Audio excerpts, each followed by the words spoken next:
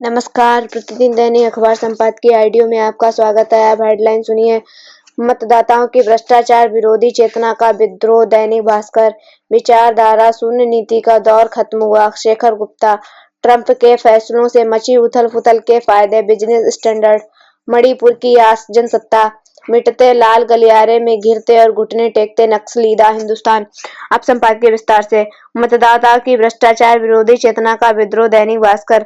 आजाद भारत के इतिहास में पहली बार भ्रष्टाचार के खिलाफ पनपी युद्ध सामूहिक चेतना की उपज थी। दिल्ली की आप सरकार प्रति व्यक्ति आय में राष्ट्रीय औसत का 3 गुना उच्च साक्षरता व शहरीकरण दर, राष्ट्रीय राजधानी और मूलतावारी लोगों के बहुमूल्य से बने 1.5 करोड़ मतदाताओं वाले राज्य दिल्ली के मतदाता देश के अन्य राज्यों के वोटर से अलग थे। पहली बार किसी राज्य ने जाति और धर्म को छोड़कर एक व्यक्ति और उनकी सर्वथा नई पार्टी को अपना विश्वास दिया। एक नहीं 3 बार। और वह भी तब जबकि लोकसभा के लिए उसकी कॉल में उसकी पसंद हर मायने में विरोधी पार्टी भाजपा और उसके नेता नरेंद्र मोदी रहे।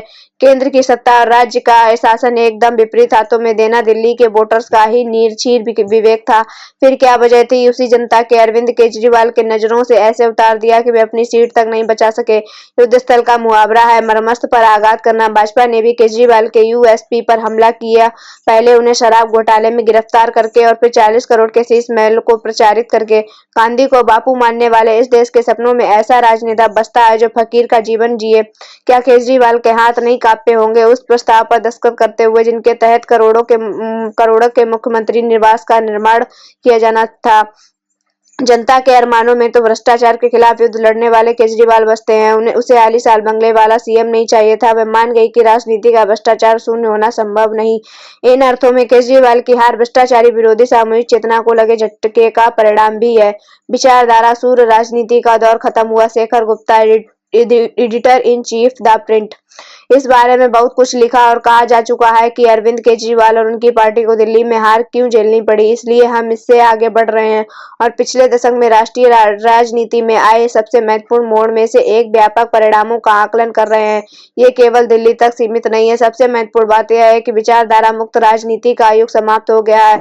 लगभग 15 वर्षों तक केजरीवाल में बिना किसी वैचारिक स्तंभ या आधार की अपनी राजनीति चलाई और यह जानबूझकर किया गया था। आम आदमी पार्टी एक विद्रोही पार्टी थी जो सड़कों पर विरोध प्रदर्शन और शहरी मध्यम वर्ग से गुस्से से एक विकसित हुई थी। जब रामलीला मैदान पर अन्ना हजारे का आंदोलन चरम पर था तो अक्सर इसकी तुलना तहरीर चौक से की जाती थी।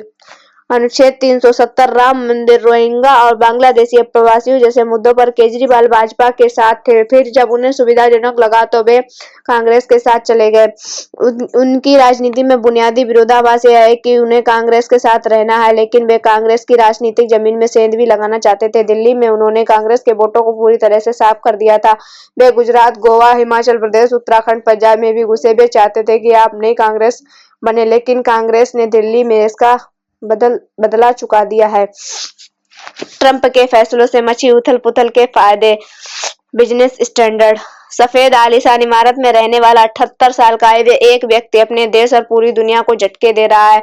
यह व्यक्ति कोई और नहीं बल्कि अमेरिकी राष्ट्रपति डोनाल्ड ट्रंप है। पद संभालने के बाद पखवाड़े पर बाद ट्रंप अमेरिका में अवैध तरीके से रहने वाले हजारों लोगों को रोजाना उनके देश भेज रहे हैं। अतीत में भेदभाव के शिकार हुए वर्गों को अधिक मौके देने वाली नीतियां देश के संस्थानों में खत्म कर दी हैं। अमेरिका को पेरिस जलवायु संधि और विश्व स्वास्थ्य संगठन WHO से बाहर निकाल लिया गया है। विकासशील देशों को दी जा रही मदद रोक दी है। हजारों संघीय कर्मचारियों को बर्खास्त कर दिया है और व्यापारिक साझेदारों कनाडा तथा मैक्सिको तथा प्रतिद्वंद्वियों चीन पर भारी शुल्क थोप दिए हैं। इससे भी बड़ी बात यह है कि अभी तो ये शुरुआत है। लबोलुआब यह है कि जब स्वयं अमेरिका शुल्क मुक्त व्यापार, वैश्वीकरण, बचत घाटे, निजीकरण, विनियमन, प्रतिस्पर्धा और उनसे जुड़ी नीतियों पर अपना पुराना रुख त्याग चुका है तो हमें उनकी तरफदारी करने की क्या जरूरत है। हमारा पूरा ध्यान अपने हितों पर ही होना चाहिए और किसी और के हिसाब से चलने के बजाय अपने दोस्त और दुश्मन साफ तौर पर तय कर लेने चाहिए। हमें आगे बढ़ना चाहिए और सबसे पहले तथा भारत इंडिया फर्स्ट के बारे में सोचना चाहिए। मणिपुर की आस जनसत्ता।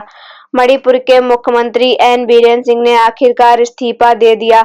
कुकी समुदाय की संस्था ITLF का कहना है कि बीरेन सिंह को लगने लगा था कि अविश्वास प्रस्ताव में वे हार जाएंगे।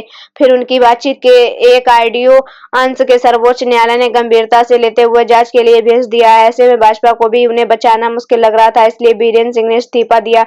इसके पीछे हकीकत जो है पर मणिपुर मामले को संभालने में बीरेन सिंह पूरी तरह विफल रहे और विपक्ष लगातार इनका इस्तीफा मांग रहा था। करीब 21 वर्ष से वहां हिंसा का दौर चल रहा है, मगर केंद्रीय नेतृत्व ने बीरेन सिंह पर नैतिक जवाबदेही का कोई दबाव नहीं बनाया। न केवल अपने पद पर बने रहे, बल्कि कई मौकों पर हम मामलों को छिपाने की कोशिश भी करते देखे गए। ITLF का कहना है कि बीरेन सिंह के जाने या रहने की उनकी मांगों पर कोई असर नहीं पड़ेगा। वे अलग प्रशासन की मांग उठाते रहेंगे। बीरेन सिंह के इस्तीफे से जरूर उन लोगों ने कुछ राहत अनुभव की होगी जो उनके ढीले ढाले और पक्षपातपूर्ण रवैये से नाखुश थे, पर वास्तव में यह मणिपुर की स्थिति में बेहतरी का संकेत हो सकता था। फिलहाल दावा करना मुश्किल है। मिटते लाल गलियारे में गिरते और घुटने टेकते नक्सली। हिंदुस्तान। दिलीप त्रिवेदी, पूर्व DG CRPF। छत्तीसगढ़ के बीजापुर में रविवार को सुरक्षा बलों के साथ मुठभेड़ में 31 नक्सली मार गिराए गए। छत्तीसगढ़ वह राज्य है जहां पहले माओवाद का नामो निशान नहीं था। नक्सली मूलतः पश्चिम बंगाल, अब अविभाजित बिहार और आंध्र प्रदेश में पीपुल्स बार ग्रुप के नाम से अपना संगठन चलाते थे।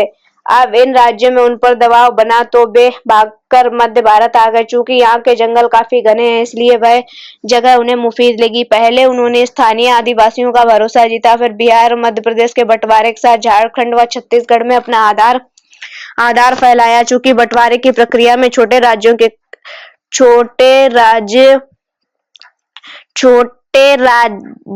के खातों में कम संसाधन आते हैं, इसलिए शुरुआत में छत्तीसगढ़ की स्थिति भी ऐसी थी।